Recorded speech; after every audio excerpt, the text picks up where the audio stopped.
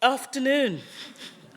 A thank you to everybody at the team here at Sussex for inviting me. It's lovely to be back.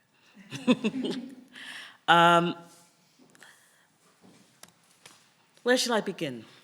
I should open with a little bit of transparency about my approach. So this is not a paper that has already been written.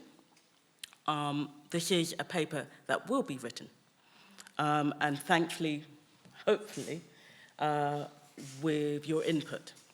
And for me, it's much easier in one sense when I'm starting to develop an idea to use this context. This is what kind of conferences are for. But it is also an expression about how I think and how I engage in that interaction with others to actually kind of deliberate and think about things. So thank you in advance. I'm considering a couple of things here. And one of the key kind of words I'm thinking about is the idea of unseen déjà vu, which I hope to elaborate. But it's a way of thinking about images, and images in the context of questions of intersectionality in relation to the archive. I'm particularly looking at Isaac Julien because it's an interesting question about kind of his work around race, about queer identity, and a kind of history of the archive and moving image. I say Isaac Julien. It's not just Isaac Julien, and it's also the context of a certain moment in time I think I'm looking at, which is the kind of workshop movement of the 80s. And maybe perhaps slightly problematically I'm talking about Isaac Julien, when in fact I'm talking about a number of different artists at a period of time. And when we talk about Isaac Julien's work, we're talking around his cinematographer, his editor, and other people who aren't always clearly named, but are part of this movement, who are women, who are artists in their own making. So I'm talking about that kind of moment in time, but particularly the thing that is named is kind of Isaac Julien's work in some ways. And then I'm thinking about that in relation to myself and my own work. So a further context is I was here in May presenting a paper, which title I cannot remember, but was looking at artificial intelligence and moving image as data. And so this is kind of the next step in this set of conversations in thinking about datasets, and datasets as a kind of problematizing moment within the context of, the critique of artificial intelligence. And I'm kind of looking at this notion of the fact of blackness, and taking it as the fact of queer blackness in relation to image classification. My first kind of big quote. And what I'm trying to do here in relation to Raymond Amaro's work, I'm going to unpack it slightly in the terms in which I understand it. And thinking about kind of two things around going beyond representation. And so in my previous work, I was thinking very much about the moving image and thinking about representation, thinking about questions of stereotype. And one of the questions here in Amaro's work, which is also in the work of Fred Moten, I think in some aspects, is this notion in which, are we really looking at the right thing when we're talking about representation? When I think about the conversations around image classification and the image historically, we may find ourselves talking about where the invisible. And that the way in which that we might deal with questions of, say, data sets is to start to think about, better representation will give us better answers or give us better conclusions.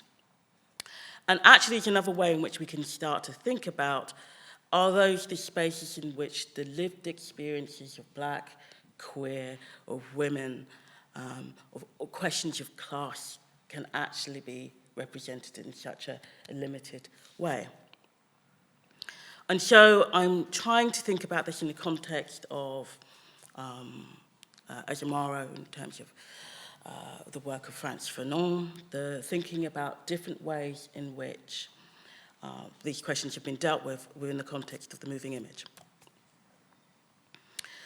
But I'm doing so also in the context of looking at moving image, not in isolation from things like photography and conversations around the history of moving image and the archive. And here I talk about Alice, it's a note to myself, I'm talking about Alice Morris and Deborah Willis and Carla Williams, because in Willis and Williams' book around the Black female body, you're talking about the history in which, when we talk about categorization, the notion of where photography has always been intimately linked into the project of the question of Blackness. And so when we talk about technology, and Alice Morris does this in relation to the moving image, we're talking about the technologies are constructed with a notion of categorization that fixes whiteness in relation to Blackness, but does so in such a way that it fragments the notion of Blackness. So it's a false category in some ways. And it is embedded within the technologies itself. So in just talking about data sets, and then going into a conversation of algorithms, I'm already embedding these problems. So purely auditing them may not be the answer. So where do I go with that knowledge? Well, I'm starting to use those questions in thinking about what are the ways in which artists on the margins have dealt with these questions in their own work.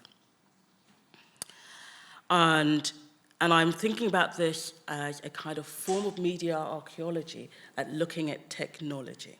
So not looking at content, which is important, but may leave us in a question around being left with representation. I'm starting to think about the ways that are unseen in the ways in which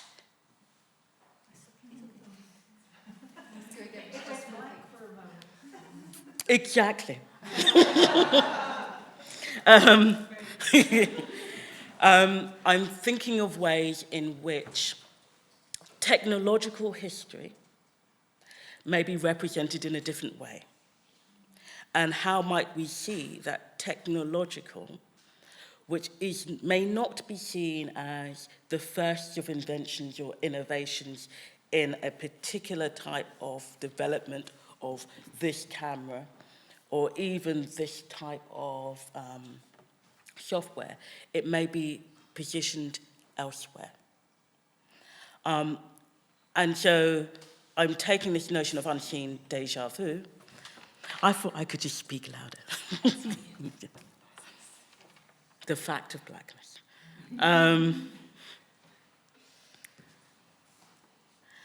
It's looking back at artistic work, at technologies, and thinking of them in ways in which there is a kind of déjà vu, there is a kind of sense of understanding, but perhaps that understanding isn't where it is. And so it invites myself as a researcher, it invites an audience in terms of an artist to engage these conversations of these various different layers of what is being spoken or attempting to be spoken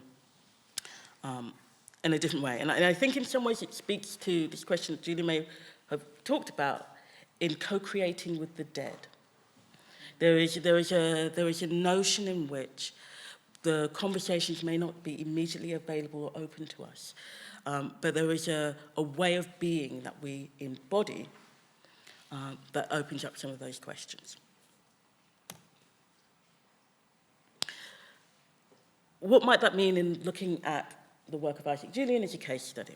So here's a little moment from Looking from Langston, one of the earlier pieces from Isaac Julien.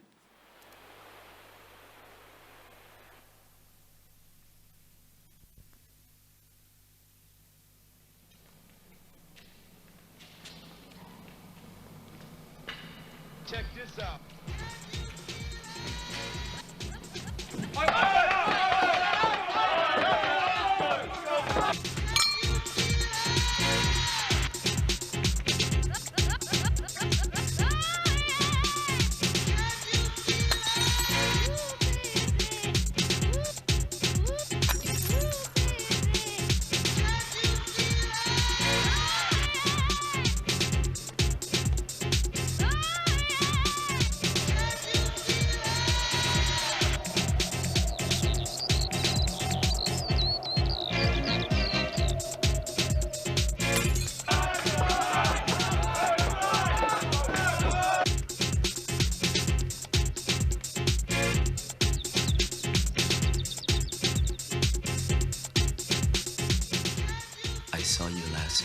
Many occupants are never found.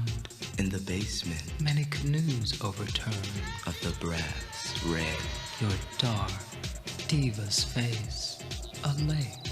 lushing and laughing, I hear the sea your voice screaming falling from the air, behind your eyes. dancing with the boys on the edge of funk. Twilight, The boys dance, darling, my tongue touching you walks indiscreetly, along your thighs like a hermit. your body a green light, I have been naked with you, urging them.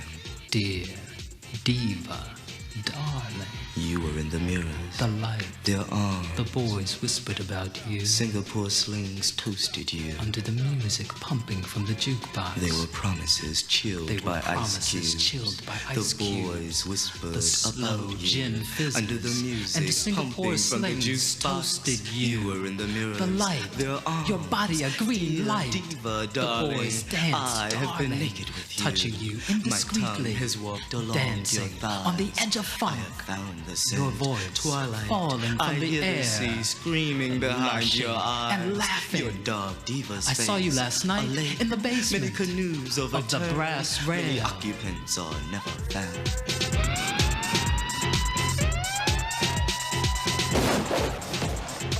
Black.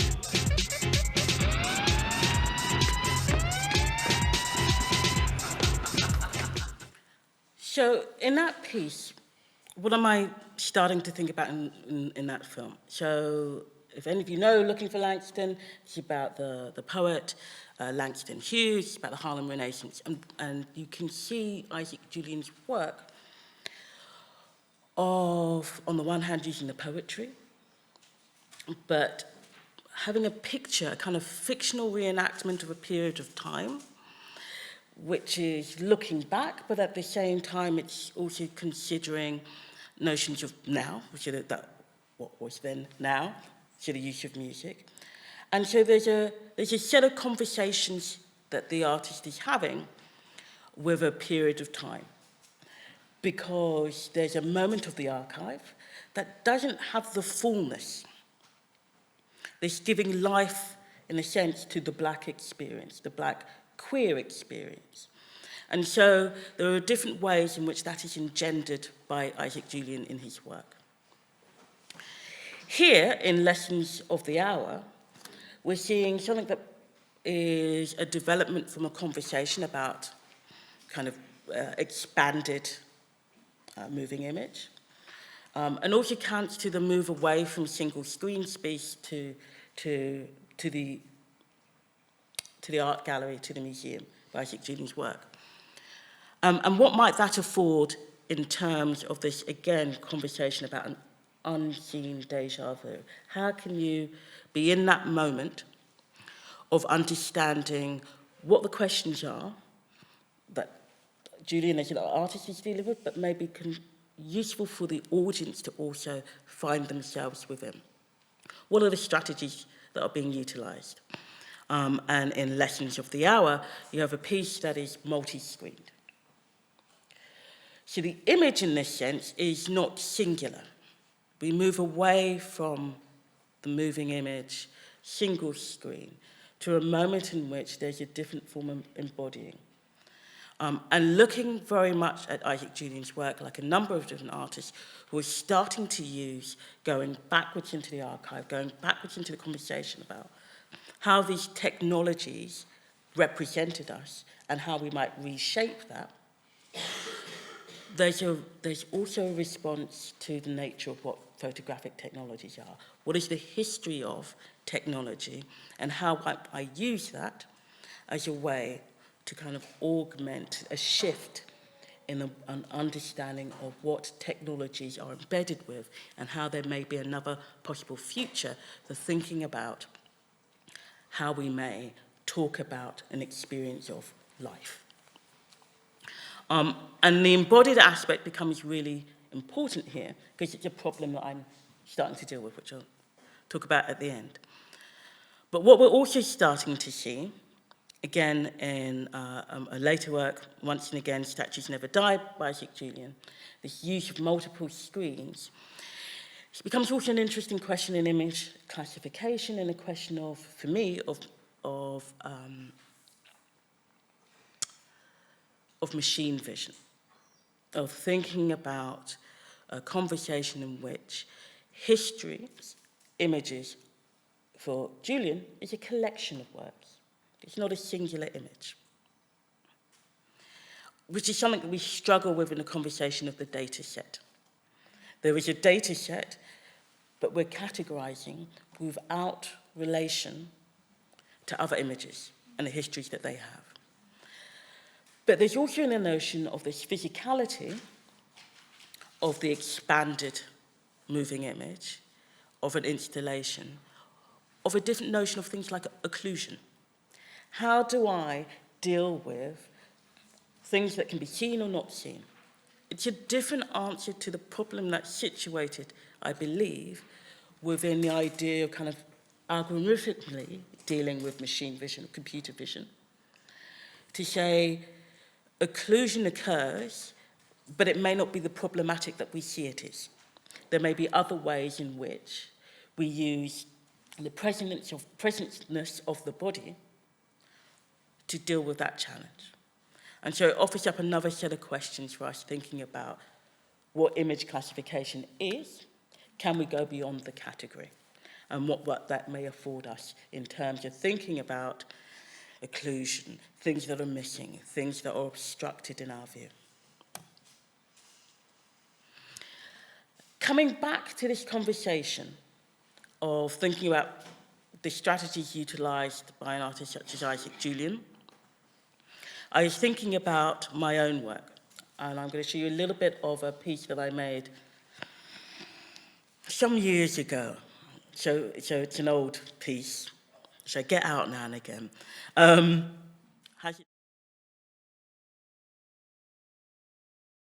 We were born women, useless for honest purposes, but in all kinds of evil skilled practitioners.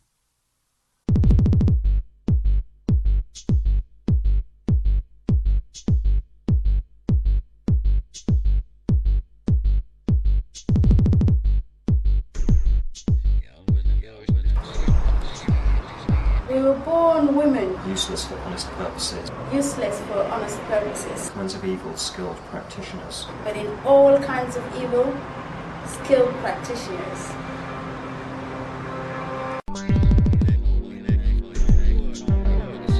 We were born women, useless for honest purposes, but in all kinds of evil, skilled practitioners. I'm a daughter too, so at the end of the day, looking to my mother for inspiration was hard enough because I could see her struggles, so she couldn't hide that from me, and to know that actually I'm going to actually end up going through the same struggles as she did.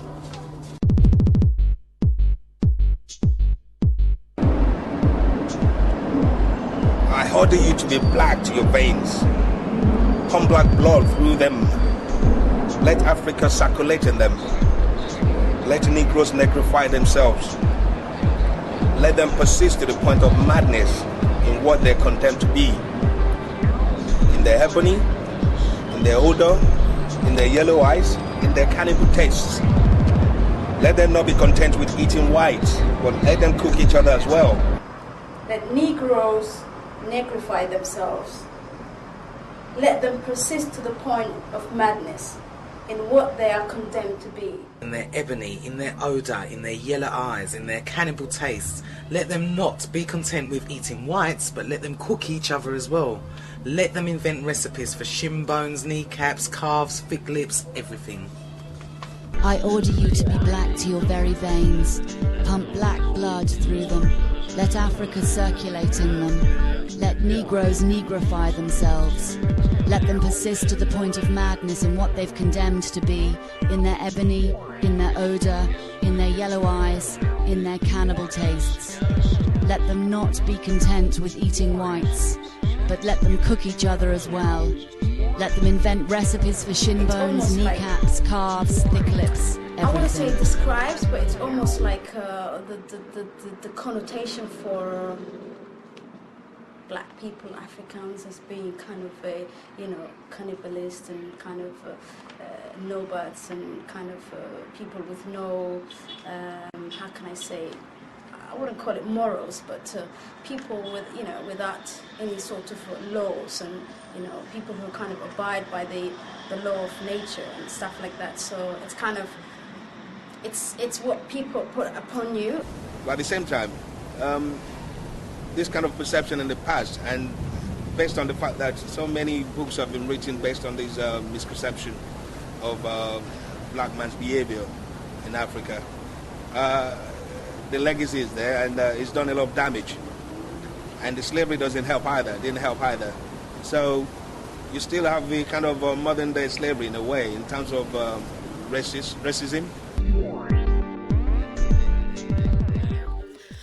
So it's a snippet from a film that I'd made over 10 years ago, way over 10 years ago.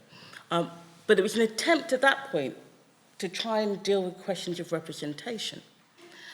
But within it, what I find interesting now, being able to kind of look back, was this moment in which I was also trying to deal with the technology. I was trying to conceive of the technology in a way in which it's not enough to just take the camera and go back. I have to figure out what was the place of blackness, the questions of representation, the question of queerness, and the use of that camera. And so the film in that way can also be read as a struggle with those dilemmas, with that dynamic. But it forms a really important part, this idea of what I'm calling a kind of black and forth, as a way of thinking through classifying images, or classifying where it comes from, what is embedded within those categories. And what are the ways that we may already be dealing with that? And at times that's a question of reworking the technologies. But it's also a way in which that is done with a sense of the experience of our lives also. The use of repetition, the use of music, the use of a certain type of dance or performance is really important to that conceptualization of the experience that must come out at the end. So these are the kind of questions I'm struggling with at the moment. There were some others, but I will leave it there as a moment of pondering for me about this notion in which there are examples of the ways in which thinking through using past images, looking at the archive, what we're looking for may not be a question of the representation or the question of looking for what is missing in order to say, let us readdress the stereotype. It may be a conversation in which the experience of our lives that we have is an unseen déjà vu. It is an unseen moment in the archive that we need to be in contact with in order to formulate different ways in which we collect images together. That categories are not fixed in the way, in the mode in which they have historically been done, and therefore we are re-embedding their technology with another way of being. Thank you.